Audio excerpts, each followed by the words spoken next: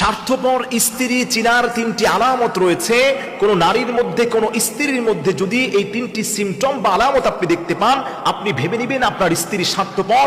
এবং আপনি যদি মারাও যান, তারপরে আপনার স্ত্রীর কোনো যায় আসে না, এবং ওই ঘরের মধ্যে কোশ্চিন কালেও রহমত থাকে না। যে স্ত্রীর মধ্যে এই তিনটি ব্যাড সাইড থাকে, এর মধ্যে নাম্বার 1 হচ্ছে যে স্ত্রীর মধ্যে এই অভ্যাসটা আপনি দেখতে পাবেন, মনে করবেন আপনার স্ত্রী হচ্ছে জগতের মধ্যে সবথেকে খারাপ স্ত্রী।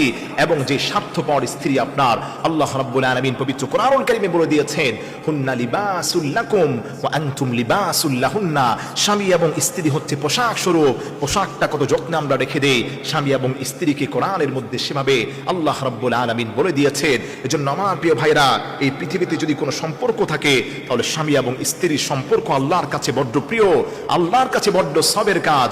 1 নম্বর যেই গুণ দেখলে আপনি ভাববেন আপনার স্ত্রী স্বার্থপর, যেই নারীগুলো, যেই স্ত্রীগুলো স্বামীর সঙ্গে অন্যের তুলনা করে, যেই স্ত্রীরা বলে যে হায় হায় তুমি মাসে মাত্র 10,000 টাকা ইনকাম করো, অমুকের স্বামী মাসে তো 50,000 টাকা ইনকাম করছে, তোমার ইনকাম এত কম কেন, আমি তোমার কাছে এসে কোনো সুখ পাই নাই। এই যে তুলনা করা, অন্য ভাবিদের সাথে তুলনা করা, অন্য স্বামীদের সঙ্গে তুলনা করে নিজের স্বামীকে ছোট করার কারণে আল্লাহ তাআলা ওই নারীর উপর অসন্তুষ্ট হয়ে যান, এবং ওই নারী হচ্ছে দুনিয়াতে স্বার্থপর নারী। নাম্বার 2 হচ্ছে যে সিমটম বা আলামত দেখলে আপনি মনে করবেন আপনার স্ত্রী হচ্ছে এই দুনিয়াতে সব থেকে বড় স্বার্থপর স্ত্রী, যে নিজের বাড়িকে বড় করে দেখে এবং স্বামীর বাড়িকে ছোট করে দেখে। এমন আছে না নাই? ঘরে ঘরে সমস্যাগুলো আছে। মা বোনেরা আমাদের কাছে ফোন করেন, অনেক স্বামীরা ফোন করেন, অনেক স্ত্রীরা এমন আছেন নিজের বাপের বাড়িটাকে সবসময় বড় রাখে, স্বামীর বাড়িকে ছোট করে রাখে।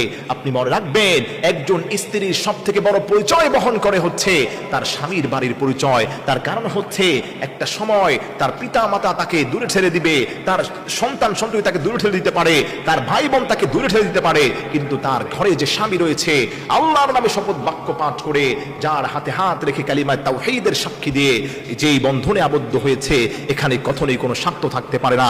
এজন্য যারা স্বামীকে ছোট করে, স্বামীর বাড়িকে ছোট করে নিজের বাপের বাড়ির কাছে, এ সমস্ত স্ত্রীগুলো হচ্ছে স্বার্থপর। নাম্বার 3 হচ্ছে ওয়াতাকফুরুনাল আশিরা। বিশ্বনবী সাল্লাল্লাহু আলাইহি ওয়াসাল্লাম বুখারীর বর্ণনায় বলে গিয়েছেন, ওই সমস্ত নারীগুলো স্বার্থপর নারী, এবং তারা জাহান্নামের অতল গহ্বরে থাকবে যে সমস্ত নারীরা তার স্বামীর অকৃতজ্ঞতা আদায় করে, স্বামীর শুকরিয়া আদায় করে না। আপনার স্বামী আপনাকে 1000 টাকা দামের একটা শাড়ি দিয়েছে, স্বামীর শুকরিয়া আদায় করে না, আর জোরে জোরে চিৎকার করে বলতে থাকে আমার স্বামী আমাকে 1000 টাকা দামের শাড়ি দিয়েছে, অমুকের স্বামী তো তাকে 50,000 টাকা দামের শাড়ি দিয়েছে। এই যে আপনি নাশুকরি করলেন, শুকরিয়া আদায় করলেন না, আল্লাহ নারাজ হয়ে যাবে আপনার উপর আল্লাহর গজব পড়তে পারে। এজন্য মা বোনেরা যারা আছেন, এই সমস্ত খারাপ গুণ থেকে বেঁচে থাকার চেষ্টা করবেন।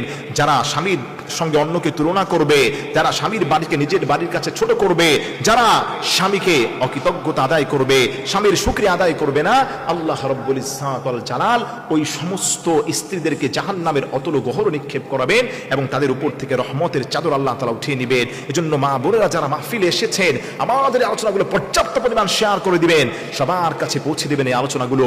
মা বোনেরা আমাদের আলোচনাগুলো শুনে তারা আমল করবে। তাই আসেন, স্বামীর প্রতি যত্নশীল হই, বিল মহব্বত ভালোবাসা নিয়ে সংসারটাকে গড়ার চেষ্টা করেন।